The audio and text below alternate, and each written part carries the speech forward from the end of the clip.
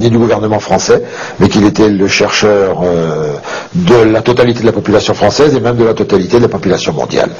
Voilà, c'est ça un chercheur. Le chercheur n'a pas de compte à rendre à un ministre. Voilà, il a un compte à rendre à sa conscience, c'est tout. Et qu'est-ce qu'il vous dit, lui? Ah, la réponse a été très simple. Alors là, je m'en souviens comme si c'était hier. Il a répondu oui, mais moi, si je veux des crédits l'année prochaine pour mon unité. Voilà, c'est tout. Malgré nos multiples relances, la chargée de presse du ministre Bernard Kouchner n'a pas donné suite à notre demande d'interview. Je vous confirme que son emploi du temps est très chargé. Nous devons déjà refuser beaucoup de demandes d'entretien sur des sujets d'actualité essentiels. Les scientifiques vont se faire discrets, mais 2 ans plus tard, le ministère de la Santé commande tout de même une étude à l'AFSA. C'est l'organisme d'État qui veille sur la sécurité alimentaire des Français.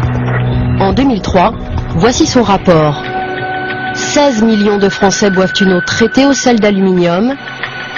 Près de 4 millions boivent même une eau qui dépasse la norme. Et pourtant, selon les experts de l'AFSA, il n'apparaît pas nécessaire de fixer pour les eaux une référence de qualité inférieure à 200 microgrammes par litre. Pour l'AFSA, l'affaire est réglée, on ne touche pas à la norme. Marie Favreau est directrice des risques sanitaires dans cet organisme. Aujourd'hui encore, elle est convaincue du bien fondé de cette décision. La référence de qualité qui est de 200 mg par litre d'aluminium, pour vous, est une bonne référence? Est une très bonne référence. Enfin, une très bonne. Est la référence de qualité. Ouais. Et alors, qu'est-ce que vous recommandez sur quand on dépasse la référence de qualité en aluminium? Alors, nous recommandons rien. Et effectivement, l'AFSA ne recommande rien, même quand la norme est largement dépassée, comme à Saint-Prégé-d'Allier par exemple. Attendez, je vais l'agrandir parce qu'il faut quand même que vous voyez. Là, par exemple, vous voyez, c'est une commune de Haute-Loire, c'est une analyse qui date de 2009. Ils trouvent en aluminium 1230 microgrammes par litre. Donc on est quand même 6 fois au-delà des références de qualité. Alors, est-ce que cette eau doit être consommée ou pas? Je vous redis pour je veux dire peut-être encore une fois de façon à être plus claire, que le rôle de l'AFSA, c'est de fixer ces fameuses limites de qualité et de les donner aux gestionnaires. Voilà. Son rôle ne va pas plus loin et ne peut pas aller plus loin. Mais est-ce que vous avez établi des recommandations sur les dépassements? Est-ce qu'on doit consommer ou pas en fait? C'est ça la question qu'on se pose. L'attaché de presse intervient.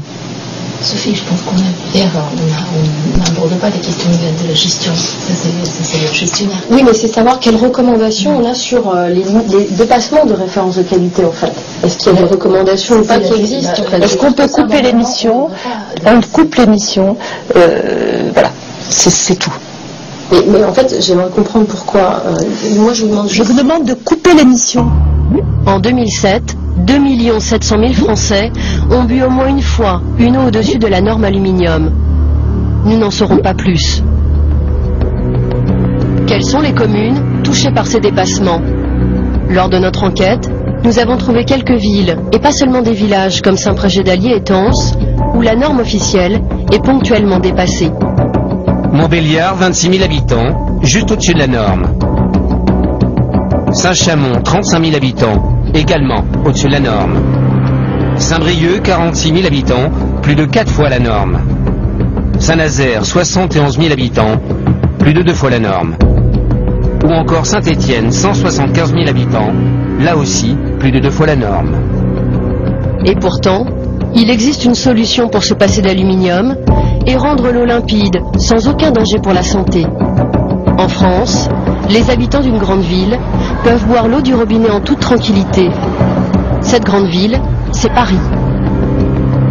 Depuis plus de 30 ans, la mairie a proscrit l'aluminium. C'est ici, en banlieue sud parisienne, qu'Eau de Paris traite les eaux de la Seine, distribuées au robinet des Parisiens.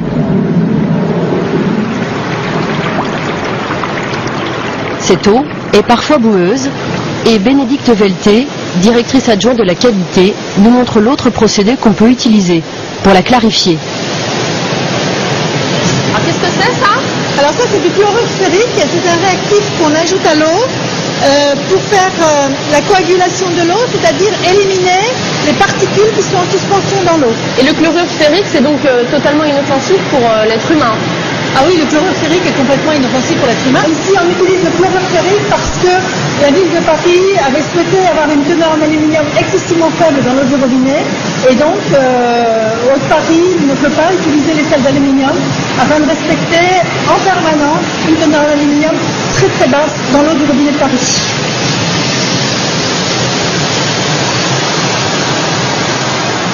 Pourquoi un quart des Français, selon les derniers chiffres, boivent-ils toujours une eau traitée à l'aluminium et non pas au fer? Est-ce que c'est plus complexe à utiliser par exemple que les sels d'aluminium? Non. Non, c'est pas plus complexe à utiliser, c'est simple d'utilisation. Et est-ce que c'est plus coûteux par exemple que les sels d'aluminium? Non, c'est pas plus coûteux que les sels d'aluminium, non, non, le coût est équivalent. Pourquoi on n'a pas généralisé ce principe en France? Le problème des sels ferriques, c'est que dans certains cas, ça peut donner une petite couleur à l'eau, parce que le fer est rouge, donc ça peut donner une petite couleur à l'eau. Mais là, on parle de choses qui ne sont pas dangereuses pour la santé, même si l'eau est un peu colorée par les chlorures ferriques, c'est pas dangereux. Non, non, c'est pas dangereux, mais c'est l'aspect esthétique, le consommateur est excessivement perturbé dès que l'eau a une couleur ou un trouble, ce qui est tout à fait logique. Hein. C'est la première perception que le consommateur ressent. Pour ne pas déplaire à leurs clients, par simple souci marketing, les distributeurs de l'eau préfèrent encore utiliser les sels d'aluminium. Du côté des grandes compagnies de l'eau, l'utilisation de ce toxique est tabou. Suez, le numéro 2 français, a refusé de s'exprimer sur ce traitement. C'est quand même un procédé qui est encore utilisé chez Suez. Oui, mais oui, c'est un procédé qui est utilisé, mais comme partout, donc aujourd'hui, nous, on ne s'exprime pas sur ce sujet-là, quoi. Enfin, nous, aujourd'hui, on nous a dit, aucun intérêt de parler sur ce sujet, quoi. Pour nous, c'est tellement sujet. Veolia, le numéro 1 mondial, qui vend de l'eau à 24 millions de Français, a accepté de nous recevoir, mais sans connaître les informations dont nous disposons. Nous nous sommes procuré un rapport interne de l'entreprise sur la qualité de l'eau. Il date de 2003. Voici ce qu'il préconise. Gérer le risque médiatique à propos de la maladie d'Alzheimer. Ce document indique noir sur blanc que Veolia a distribué une eau qui ne respecte même pas la norme aluminium à 1 100 000 Français. Chez Veolia, Boris David a été mandaté pour nous répondre. Cet hydrogéologue est tout de suite mal à l'aise quand on prononce